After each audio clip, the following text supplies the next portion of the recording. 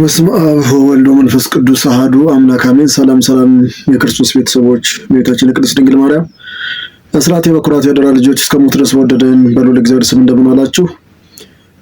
እንኳን ወደ አብርሃም ዩቲዩብ በሰላም መጣችሁ ውድ ኦርቶዶክሳውያን። እንዲሁም ደግሞ በዚህ አዲስ ዓመት ለመጀመሪያ ጊዜ እንደመገናኘታችን መጠን እንኳን ለ2018 በሰላም አደረሰን። እንዲሁም ደግሞ ትናንትና ያከበርነው በቅዱስ መስቀሉ ትልቅ በዓል ነበርና እንኳን ለዚህ በዓልም በሰላም አደረሰን። እንግዲህ እንደተለመደው ውድ ኦርቶዶክሳውያን አጫጭር የሆኑ ቪዲዮዎችን እያየን ከኔ ጋር አብረን እንቆያለን። ያኔ እናንተን የሚያስተምሩ ብናያቸው ይጠቅሙናል ያልናቸውን አንዳንድ ጊዜም ደግሞ የራሳችን እያየን የምንታዘብባቸውን ወይም ደግሞ እያየን ደግሞ ራሳችን የምናስተምርባቸውን ቪዲዮዎች ወደ እናንተ ይዤ መጥቻለሁ ማለት ነው።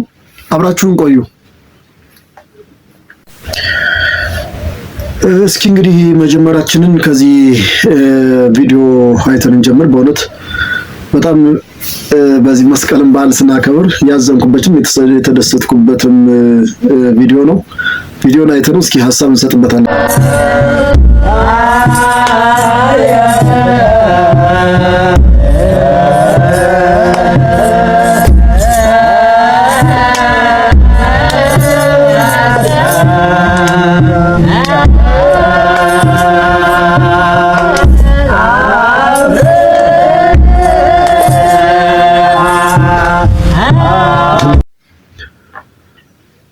እንግዲህ ቪዲዮውን ያያችሁትን ይመስላል። እንግዲህ ይሄ ቪዲዮ የተቀረጸው አሌልቱ አቡነ ሀብተ ማርያም ቤተክርስቲያን እንደሆነ እዛው ቪዲዮ ተለቀቀበት ኮሜንት ላይ ገብቼ ለማየት ሞክሬ ነበረ።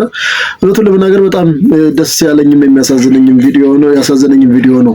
ደስ ያለኝ ለምንድን ነው ከተባለ በስሜ አንድም ሁለትም ሶስትም ሆናችሁ ተሰባሰቡ እኔ በዛ እገኛለሁ የሚለውን አምላካዊ ቃል ተስፋ በማድረግ እዚሁ ባህሉን እንደዚሁ ቁጭ ብለው አራት ሆነው ያሳለፉበት መንገድ ሳየው በእውነት በጣም ይበል የሚያስፈላ በጣም ደስ ያለኝ ነው። አንዳንድ ጊዜ እግዚአብሔር አምላክ በሰዎች ብዛት የሚከበብ እንዳይመስለን። ብዙ ጊዜ ደግሞ በተለይ በአገልጋይ በሚያገለግሉ ወንድሞች ዘንድ እንደዚህ አይነት ነገሮች ሲለመዱ በጣም ደስ የሚል ነገር ነው። ምክንያቱም እንዲያው አውደ ምሕረት ሲባል ብዙ ሰዎች ካልተሰበሰቡበት፣ በሺ የሚቆጠር ሰው ካልተገኘበት፣ በርካታ ዘማሪያንና ቡነ ገሌ እነ ዘማሪ ገሌ እነ መምህር ገሌ ይመጣሉ ተብሎ ማስታወቂያ ካልተሰራበት እንዲያው አገልግሎት የማይመስለን ሰዎች ስላለን ይህን እንደዚህ አይነት ቪዲዮችን ስንመለከት ግን ይበልጥኛ እንድንበረታና በእንደዚህ አይነት ሁኔታ ውስጥም ያሉ ጥቂት ምዕመናን ያሉበትም አብያተ ክርስቲያናት እንደዚሁ በደስታ ማክበር እንዳለባቸው ትልቅ የሚያስተምርም ቪዲዮ ነው ማለት ነው።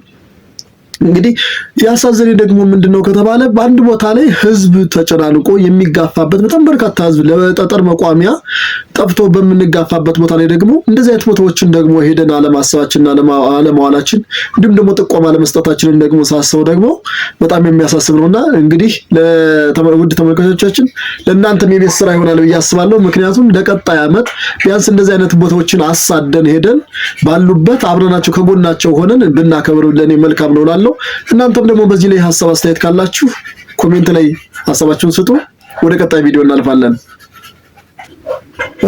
ወደ ቀጣዩ ቪዲዮ ደግሞ ስናልፍ አሁንም ማሳያችሁ ይህንን ወደ ገርጂ የቅዱስ ጊዮርጊስ ጸበል ነው ሲሉ ሰምቻለሁ። ይህ ቪዲዮ ደግሞ እንየው እስኪ።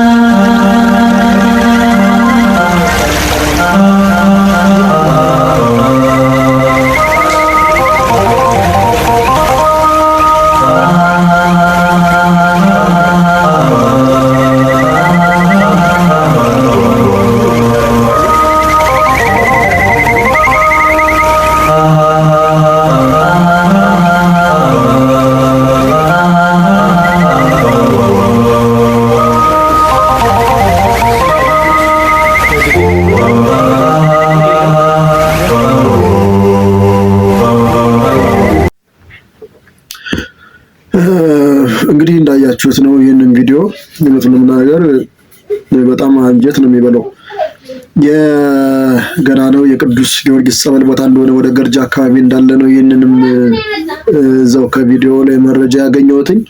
ይህም ደግሞ እንደምትመለከቱት እንግዲህ ውስጡ በጸበል ቤት ሁሉ ሳይቀር በጎርፍ አደጋ የደረሰበት እንደሆነ ከቪዲዮ መመልከት ችለናልና ውድ ኦርቶዶክሳውያን በተለይ አቅም ያላችሁ ይህንን ማድረግ የምትችሉ እግዚአብሔር አምላክ ጸጋውን የሰጣችሁ ሰው የመዘመር ጸጋ እንዳለው ሁሉ ቃል እግዚአብሔር የማስተማር ጸጋ እንዳለው ሁሉ የክህነት ጸጋ እንደሚሰጠውና እንዳለው ሁሉ እግዚአብሔር አምላክ ደግሞ ሀብት ንብረታችሁን ጸጋ አድርጎ የሰጣችሁ እንደዚህ አይነት አብያተ ክርስቲያናትን በመጎብኘት እንደዚህ አይነት ገዳማት እንደዚህ አይነት የጸበል ቦታዎችን በማሳደስና ምዕመናኑ እንዲጠቀም በማድረግ ደግሞ እናንተም የሰጣችሁትን ጸጋ በአገልግሎት ላይ ብታውሉት ለማለት ነው። እናንተም እንግዲህ በዚህ ጉዳይ ላይ ሐሳብ አስተያየት ካላችሁ ሐሳባችሁን አስተያየታችሁን ስጡበት። ወይም ደግሞ ይህንን ቦታም ደግሞ በአካል ሄዳችሁ ማገዝ የምትችሉ ካላችሁ ይህንን ቦታ እንግዲህ ገርጃ አካባቢ እንደሚገኝ ነው መረጃውን ያገኘሁት። ስለዚህ እዛ ቦታ ላይ ሄዳችሁ ይህንን ቦታ በአካል በመጎብኘት እንድታግዟቸው እንግዲህ እኔም የአንድ ኦርቶዶክሳዊ መልእክቴ ነው። ቀጣይ ቪዲዮ እንመልከት።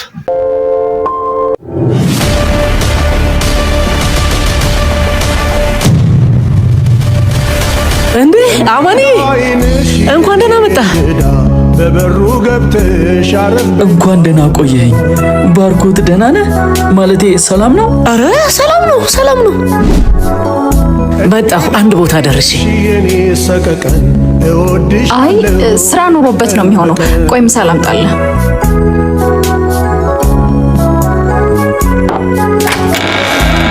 ሊዱዬ አንዴ ነይማ።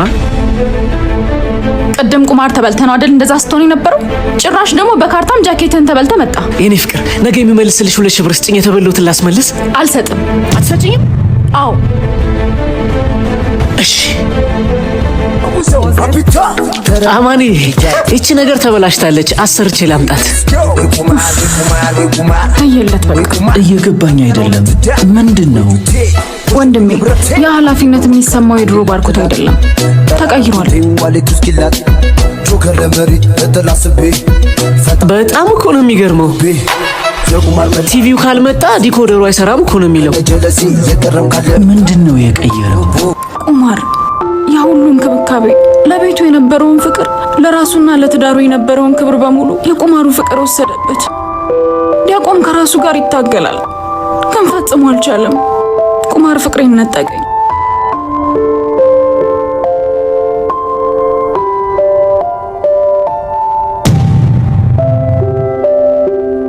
አንድ ቤት ውስጥ ግን 4 ሶፋ ምን ይሰራል? እንደ ሀገር ከተጎዳንበት እንደ ትውልድ ከሞትንበት ነገር መካከል አንዱ ቁማር ነው። አንድ የተቆጣጥሮ እጁ ላይ አያስገባህ እንጂ ካስገባ በኋላ ፖለቲከኛውን ሃይማኖተኛ፣ ዝነኛውን ኃይለኛ እሱ ጉዳዩ አይደለም። የሮናልዲኒዮ ጎቾ አይነት የዓለማችን ቁጥር 1 እግር ኳስ ተጫዋችን ሳይቀር ከነበረበት ዝናና ክብር አውርዶ የፈጠፈጠ ጀግና። ኢትዮጵያውያን ወጣቶች በየጊዜው ራሳቸውን እንዲያጠፉ ምክንያት የሆነ እናትን የወላድ መካን አድርጎ ቤትን ያላባወራ ሚስትን ባል አልባ የሚያደርግ አደገኛ ቦምብ ነው። አዲሱ ዓመት በቁማር እስር ውስጥ ያላችሁ ወንድሞቼ ነፃ ወጣችሁ ወደ ቀድሞ ስራችሁና ክብራችሁ የምትመለሱበት ዓመት ይሁንላችሁ። የሚገርም ነው እንግዲህ ቪዲዮውን ያያችሁትን ይመስላል። እንግዲህ በእንደዚህ አይነት ሁኔታ ውስጥ በተለያየ ሁኔታ ውስጥ በቁማር ውስጥ ሆነው ራሳቸውን የሚያጡ ትዳራቸውን የሚበትኑ ልጆቻቸውን አወላላ ሜዳ ላይ የሚጥሉ በጣም በርካታ ሰዎች አሉ።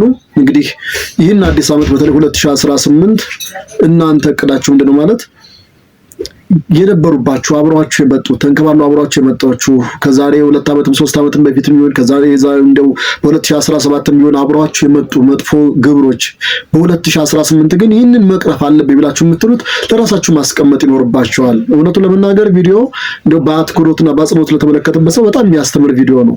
ምክንያቱም ቁማር ቀስ እያለ ያኛውን ነገር የተወሰደብኝ ነገር አስመልሳለሁ፣ ያጣሁትን ነገር አመጣለሁ እያለ ጭራሽ የኛን የሆነውን ነገር አጥተን መጨረሻ ላይ አውላላ ሜዳ ላይ እንድንወድቅ የሚያደርግ ነው።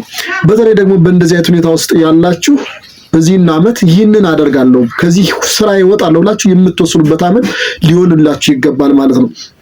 አንዳንድ ጊዜ እንደው ቁማር ብቻ ሳይሆን በተለያየ ሁኔታ ውስጥ ያለን ነው ይችላልን ሱስ ሆኖብን መላቀቂያ አተን ከዝሙት ሱስ፣ ከውሸት ሱስ፣ ከአስመሳይነት ብቻ ከተለያዩ ሱሶች ውስጥ ሆነን ከዛ መላቀቅ አጥተን መላቀቂያውን ቸግሮን የምንጨነቅ ሰዎች ነው ይችላልን።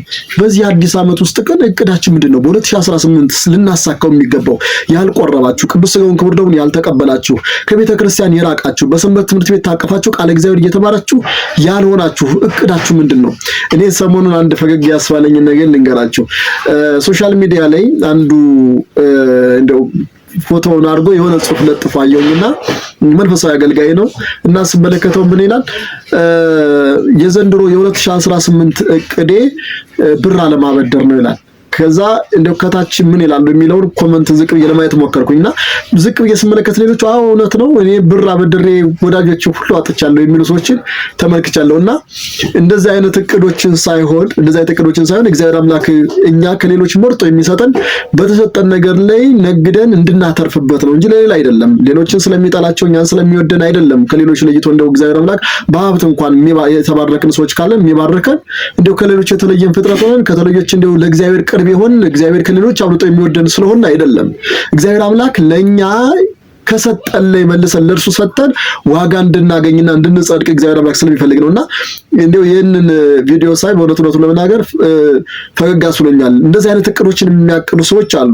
ከእንደዚህ አይነት እቅድ ውስጥ ወጥተን እኛ ደግሞ ለመልካም ነገር ሀብት ንብረት ካለን ይህንን ሀብት ንብረት ያለውን በሙሉ አጥታችሁ ያለውን በሙሉ ሰጣችሁ ተቸግረው አይደለም ቤተክርስቲያን የምታስተምረው ይህንን አይደለም። ሰው መጀመሪያ ራሱን ካልቻለ ቤተሰቡን የማያስተዳድር ከሆነ ሌሎችን ሊያስተዳድርና ሊገዛ አይችልም።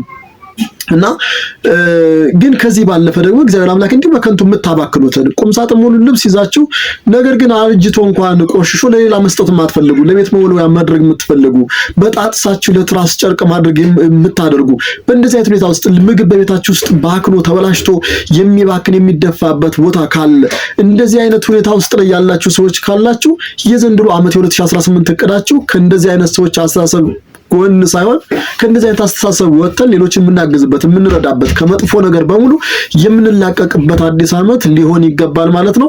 በእውነት ለወንድማችን ቃልዮት ያሰማልን፣ ጥሩ ትምህርትን ያስተማርን።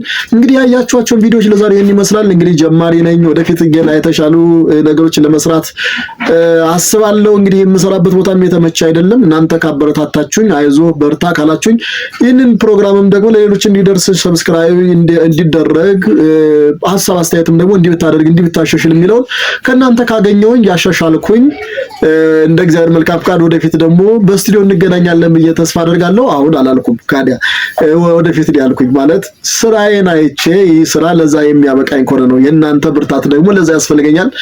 በተረፈ ሰላም እግዚአብሔር ከእናንተ ጋር ይሁን። ይህ መጪው ዓመት እግዚአብሔር አምላክ የስኬት የሰላም ዘመን ያደርግላችሁ። ወደ ቤተክርስቲያን የምትቀርቡበት ቅዱስ ሥጋውን ክቡር ደሙን የምትቀበሉ ቤተ ተጣላችሁ የምትታረቁበት እንደ አምነው ጭቅጭቅ ጠብ ክርክር የማንሰማበት እግዚአብሔር አምላክ ሀገራችንን ሰላም የሚያደርግበት ዘመን ያደርግልን።